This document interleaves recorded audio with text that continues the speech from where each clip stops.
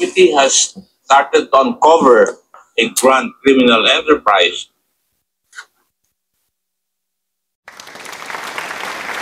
Magandang araw, mga kapatid, mga kababayan. Welcome to my small channel. This is EJ Morse once again. At sana nasa mabuti kayong kalagayan, saan mang dako ng mundo kayo naroon ngayon. At meron tayong episode ngayon tungkol dito sa reaction ng isang retired general. Tungkol dito sa yung report nila Congressman Acop at nila Congressman Barbers at ng iba pa, nila Congressman Paduano, nila Congressman Fernandez, tungkol doon sa ginawang hearing ng tungkol sa EJK at doon sa war on drugs. Malaki ang respeto naman natin sa mga retired generals, no?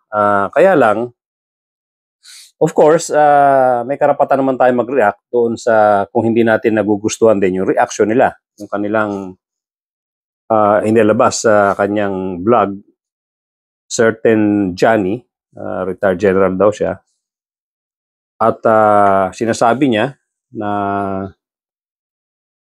yun nga, meron siyang hawak na document na galing din daw sa isang retired general na abogado rin.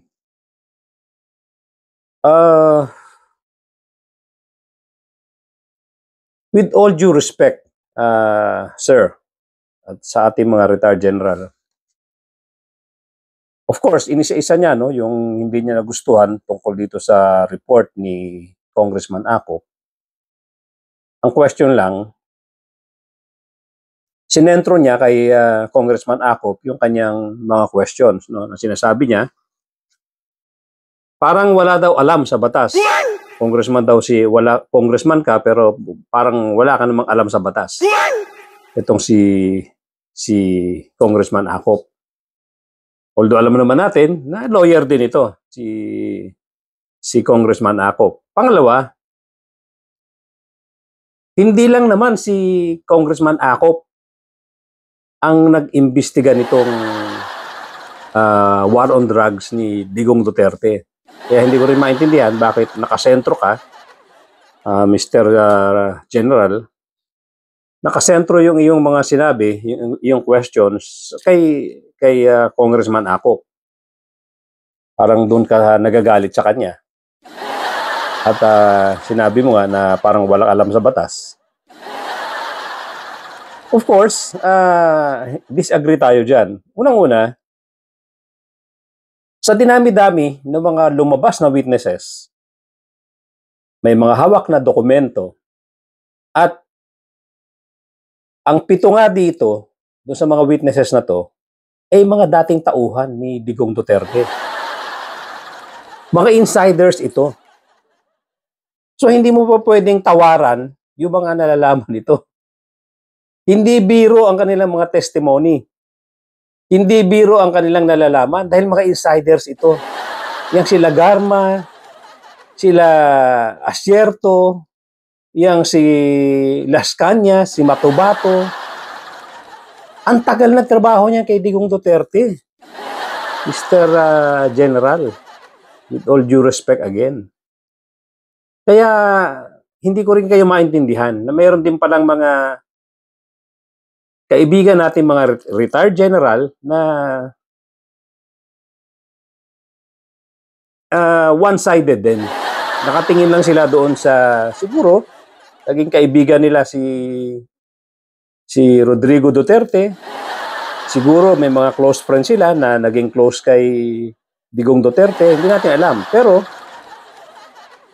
yun nga, hindi ko rin pa pwedeng hindi gawa ng reaction to dahil, of course, ginagalang natin to at dahil mga ito ay nagserbisyo sa bayan natin, malaki ang respeto natin sa mga general na to dahil dito sa kanilang ginawang paghihirap at pagsiserbisyo sa ating bayan. Kaya lang, kine-question ko rin ang kanilang ang kanilang nalalaman tungkol sa mga nangyari tungkol sa noong panahon na presidente si Digong Duterte. Pangalawa, natutukan niyo bang maigi ang mga hearing? Kasi kung natutukan yung mga hearing, makikita niyo yung mga mga demeanor nung mga witnesses na hindi naman ito madaling gawin kung ang mga ito ay nagsisinungaling. Sabi nga ni Mang Johnny, ito raw ay isang dating trial lawyer, isang judge advocate na general. Kaya lang, kini-question ko rin ang kanyang kung kini-question niya si Congressman Acop, kung may alam sa batas, kini-question ko rin siya kung siya ay talagang tumutok doon sa hearing. Kasi yung mga demeanor nga ng mga witnesses, hindi ganun ka hindi mo makikitaan ng pagsisinungaling. Talagang genuine ang kanilang mga testimonies. Nakita mo naman yung paano testify si Colonel Garma.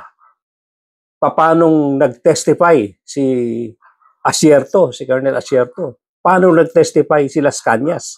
Si Las Cañas, kung napanood nyo ng buo yung kanyang mga kwentong istorya, matindi ito dahil halos dying na ito. Nagkaroon siya ng realization yung sa kanyang mga pagkakamali nung naramdaman niya na nagkaroon siya ng sakit. Kaya sabi ko nga, hindi simple, hindi ito mga bayaran, hindi ito yung mga pinilit na mag-witness against Duterte. Samantalang, yung kampo ni Duterte, wala namang inilabas ng mga witnesses. Si Duterte napilitang umattend one time at umamin. Yun ang pinakamasaklap doon, Mr. General. Kini-question nyo kung may alam sa batas itong si Congressman Acop, samantalang nung nag-testify yang si Digong Duterte, ang dami niyang inamin dyan na nagko-corroborate doon sa mga witnesses. Yun po ang masaklap dyan. Kaya hindi ko rin makita bakit ganun yung paningin nyo sa sa ganito yung paningin nyo sa kaso ni former President Duterte. Hindi ko rin maintindihan yan. Pinagmamalaki kayong maigi nitong ni Mang Johnny na magaling daw kayo. Isa kayong trial lawyer. Pero baka hindi nyo nasundan ang mga hearing dito. Kung paano nag-testify ang mga witnesses na walang kagatol-gatol. Mababasa mo, mahalata mo sa kanila na nanggagaling sa puso at isip nila yung natural na flow ng kanilang mga sinasabi. Yung sinasabi niyo saan nanggaling yung data niya 30,000? Of course, sinupress yung na yan. Sinupress yung report dyan tungkol sa lahat ng mga napatay na yan. Kasi siyempre, kung gagawa ka ng kalokohan, bakit mo naman i-report lahat? Pero yung 6,000 dineclare ng pulis na naimbestigahan, still 6,000 yun, Mr. General. Kung sasabihin natin na questionable yung 30,000, yung 6,000, matindi pa rin yan. Masakit pa rin pakinggan yan. Na ganun karami ang inaamin ng pulisya na namatay. Although may nilabas nga si Chel Jokno na 20,000 ang accomplishment report na ginawa ng kampo ni PRRD noong time na gumawa siya ng report. Hindi ko exactly maalala kung parang nasa Supreme Court yata yung dokumento na yan. Pero nilabas ni Chel Jokno yan. So, medyo medyo hazy yung totoong number ng mga biktima rito. Pero, ang umiikot na information na hindi nga lang official, talagang 30,000 daw yan. Alam ko nakakarating din sa inyo yan. Yung information na yan. Imposibleng hindi nakakarating sa inyo yan. Umiikot yan, yung information na yan. Ang total daw talaga niyan ay 30,000 more or less. So, hindi ko rin maalaman saan pinanggagalingan nung question nyo yung data. Sinasabi nyo na hindi pa naman confirmed yan. Sir, hindi nga court of law ito eh. Hindi ba? Hindi court of law ang Kongreso. Ang hearing dito ay alam nyo naman, di ba? Na in aid of legislation. So dito, hindi kailangan ditong mapatunayan na si Mr. Duterte ay guilty beyond reasonable doubt. Alam nyo rin yan. So bakit hahanapan nyo ng confirmation do sa sinasabi niyang 30,000 na estimate? Hindi niya naman kailangan patunayan na guilty si Mr. Duterte. Pero sinasabi ko nga, kung 6,000 yung dineclare ng polis, napakarami pa rin yan. Tapos sinasabi nyo rin na kung talagang may ebidensya raw na hawak itong si General Acop or si Congressman Acop, bakit hindi raw idemanda? Again, sir, with all due respect, hindi ho trabaho ng Kongreso yan. Ang trabaho nila ay pakinggan yung mga testimonies, mag-imbestiga in aid of legislation para may magawa silang mga batas, mapalakas yung mga existing laws, para mapasakan yung mga butas kung meron man, mapalakas yung mga batas na mahihina, at mag-introduce ng mga bagong batas kung kinakailangan.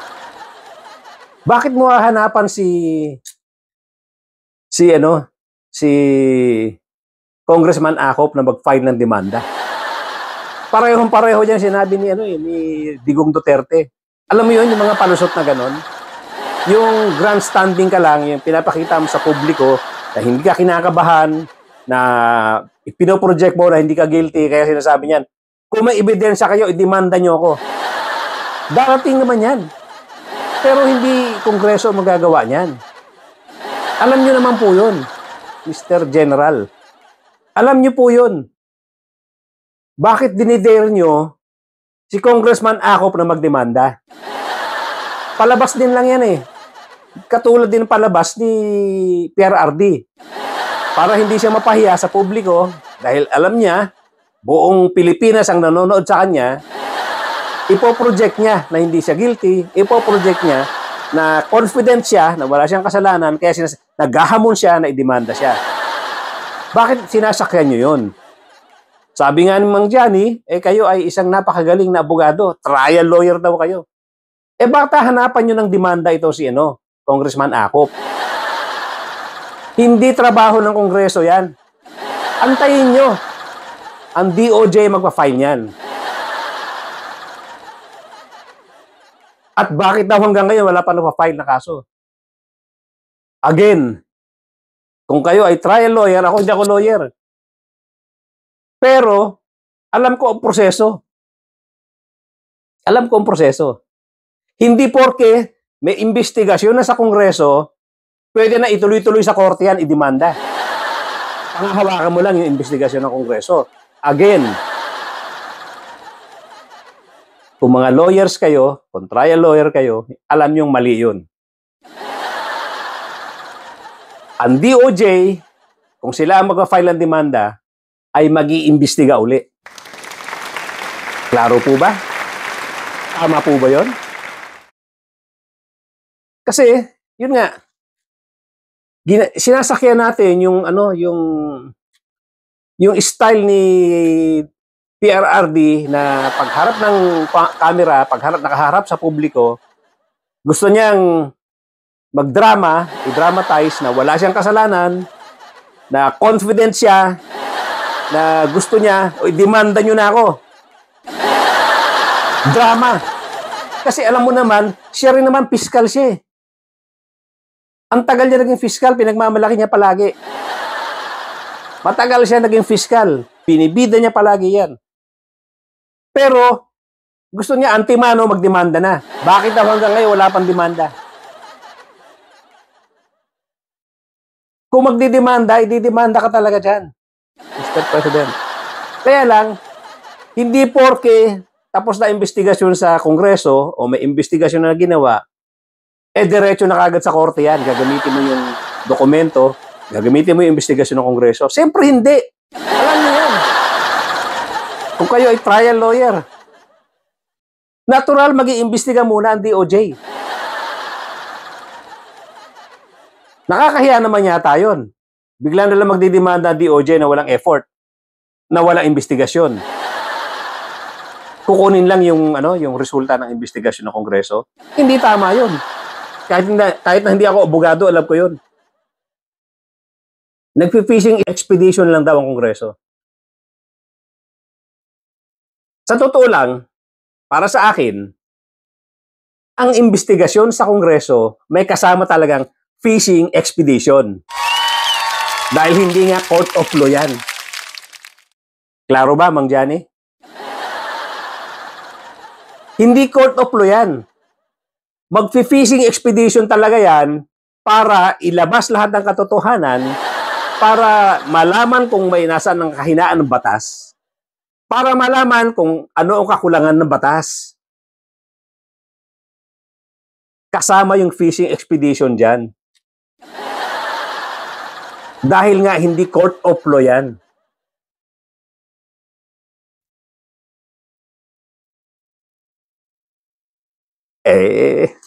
Binibida kayo ni Mang Johnny. Magaling daw kayo, trial lawyer. Sa akin naman, hindi ako abogado, pero yan ang point of view ko. Paano mo makukuha ang mga dapat mo makuha information kung hindi ka mag-fishing expedition sa Kongreso? Ngayon sasabihin nyo, hindi mo pwedeng gamiting pandemanda yan. Hindi tatayo sa yan. Hindi tatayo sa korte yan. Natural. Dahil hindi naman lahat ng nakuha sa Kongreso ay tatayo sa talaga. Magagamit mo sa korte. Kaya nga sabi ko, bago magdemanda ang DOJ, dapat sila mag-imbestiga rin muna. Mangangalap sila ng sariling ebidensya, mangangalap ng mga dokumento, at parte ng kanilang mga dokumento yung ginawa ng Kongreso. Hindi po pwede drama rito na sinasabi ni Digong, bakit hindi nyo ako demanda kung may mga ebidensya kayo? Antayin nyo, bakit yan? Pero hindi Kongreso kasi ang gagawa niyan. Sinasabi niyo, abuse of power, sila Akop. Abuse of power, itong sila, ang Kongreso.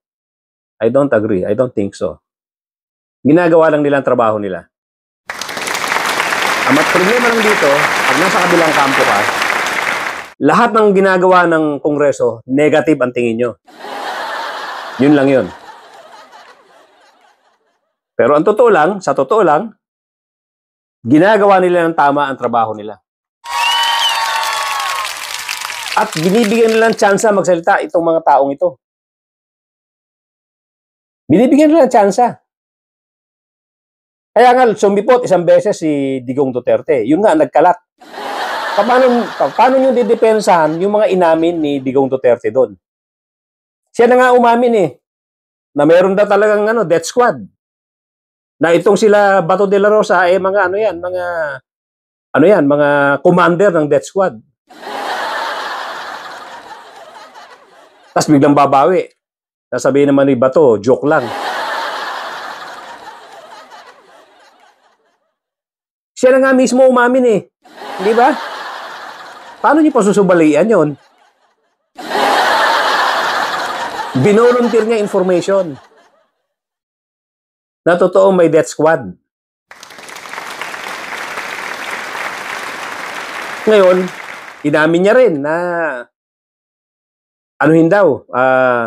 i-induce nyo yung mga suspect na lumaban. Para pagka nanlaban, patayin na nila. Tuluyan na nila. Di ba? Narinig niyo yun? So, anong ibig sabihin nun? Talagang gusto niya patayin ng patayin yung mga suspect.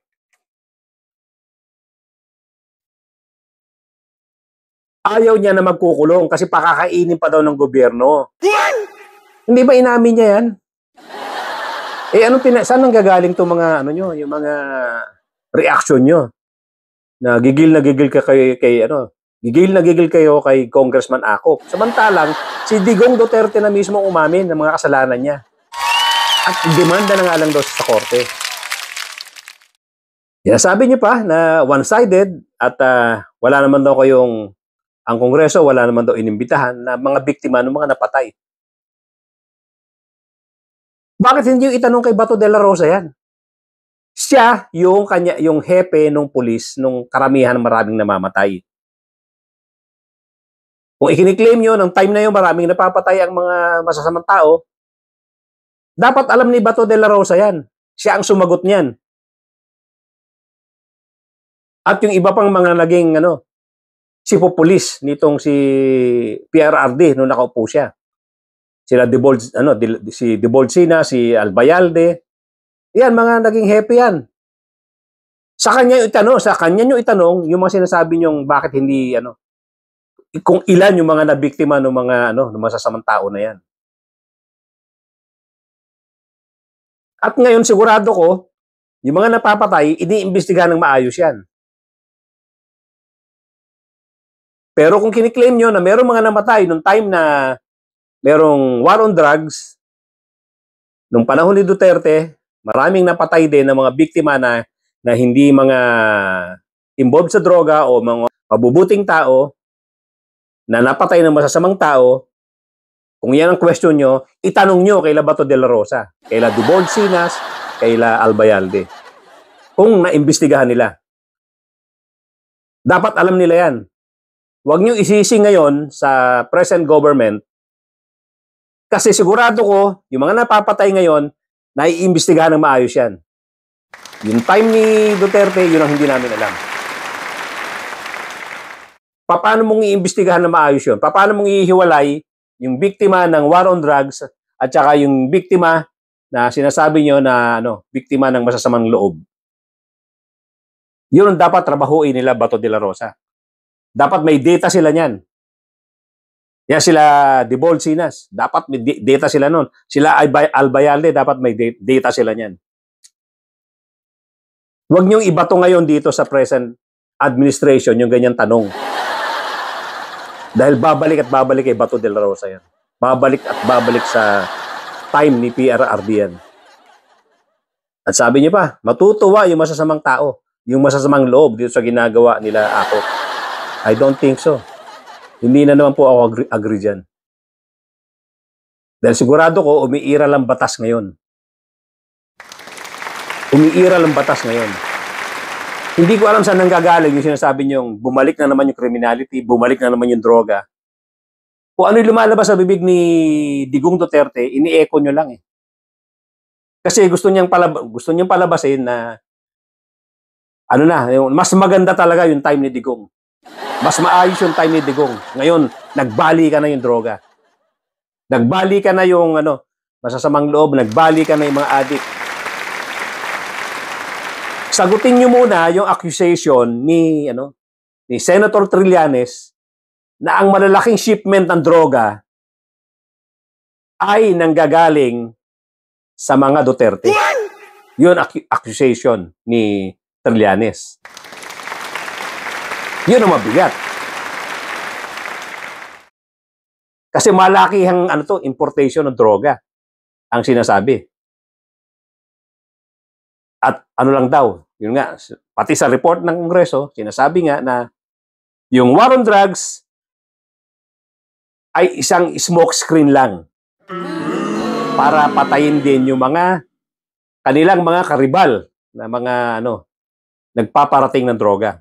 Yung kanilang kalaban sa drug trade as accused by Senator Trillanes. So, hindi ko maintindihan yung inyong pinaninindigan para kampihan si Digong Duterte. Hindi naman naging hindi naman moro-moro yung investigasyon. Lumabas yung mga tunay na ebidensya. At sinasabi ko nga, yung mga witnesses mahahalata mo naman talaga na sincero sa kanilang pagsasalita. Ikumpara nyo yung ginawang mga testimony ng mga tauhan ni Sara Duterte nung napilitang mag-appear sa Kongreso. Nakita nyo naman, di ba? Nandiyan diyang nag-high blood, nandiyan diyang nagsusuka, nandiyan nahihilo. Kasi, ang hirap mag-imbento ng sasabihin. Ang hirap magsinungaling. Pero dito sa mga witnesses na nagsabi ng totoo, nung una, hirap na hirap si Garma. Hirap na hirap siya. Napipilipit ang mga sagot niya, pati itong si Colonel Leonardo. Pilipit na pilipit ang mga salita nila. Pero nung nagsabi na ng totoo, nakita niyo naman, ibang-iba ang demeanor ng mga witnesses na yan. Naging maaliwalas yung kanilang mukha nila, naging maayos ang pagsagot nila. Kasi hindi na nag-iimbento ng salita. Ang laki ng diferensya. Kaya, sorry po, mga mahal naming mga retired generals. Hindi po tayo magkakasundo doon sa inyong paninindigan, sa inyong pinaniniwalaan. Sorry po. At ako, nasundan ko yung mga hearing, nakita ko kung gaano kasinsero yung mga naging witness, paano sila namilipit nung nagsisinungaling sila hanggang sa napilitan na sila magsabi ng totoo.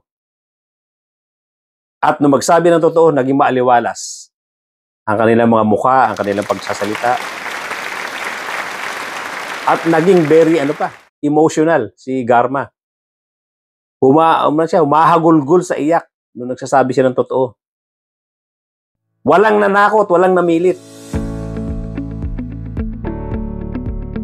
Tingnan mo yung si Grijaldo. Gumawa pa ng eksena. Na kesyo, pinipilit siya ni Congressman Abante at Fernandez. Nung pinasisipot na siya sa Kongreso, nagkasakit na. Bakit? Kasi nga, mamimilipit na naman siya sa mga tanong ng Congressman.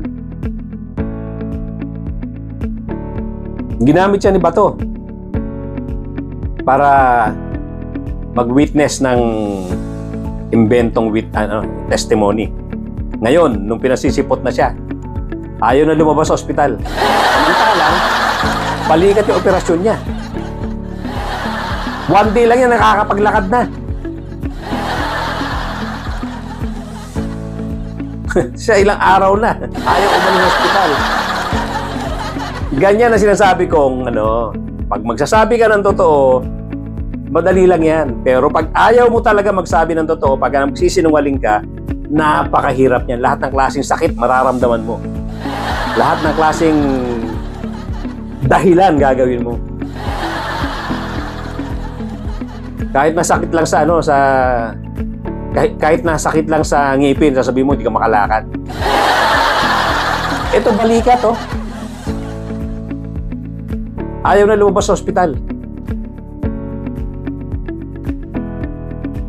Dahil sabit siya doon sa pagkamatay ni General Barayuga. Dahil wala siyang ginawang aksyon nung napatay si General Barayuga sa Mandaluyong, na siya ang hepe ng pulis. Marami pang itatanong sa kanya. Kaya yan, ang dami ng dahilan para hindi makapag-testify, hindi na makapag-appear sa Kongreso. Yan lang muna po ang reaction ko. Sorry again, mga mahal namin generals. We thank you for your service, pero magkakaiba tayo ng opinion.